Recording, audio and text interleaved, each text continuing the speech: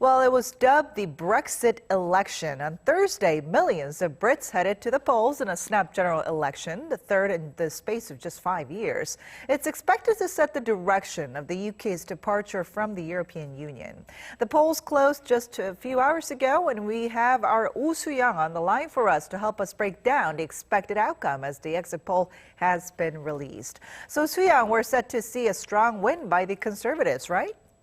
That's right, June. The exit poll was revealed after ballots closed 3 hours ago, and the survey of tens of thousands of voters on polling day expects Boris Johnson's Conservative Party to have won 368 seats.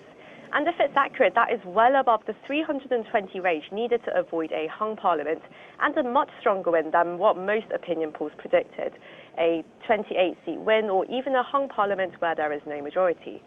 And this would mark the party's best performance since 1987, with an 86-seat majority over Labour.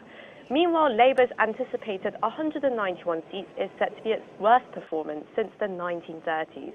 So that's a loss of 71 seats compared to the last election. And if the poll is accurate, then it's a massive defeat for the party leader, Jeremy Corbyn, who many say will now have to step down.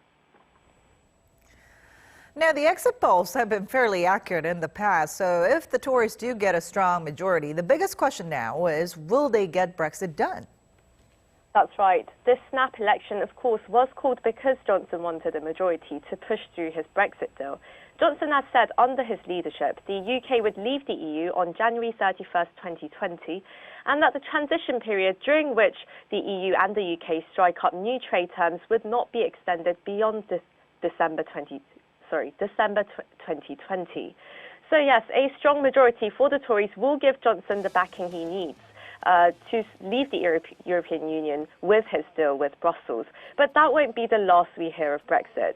MPs are expected to hold very heated debates over the terms of the UK's trade ties and relationship with the EU.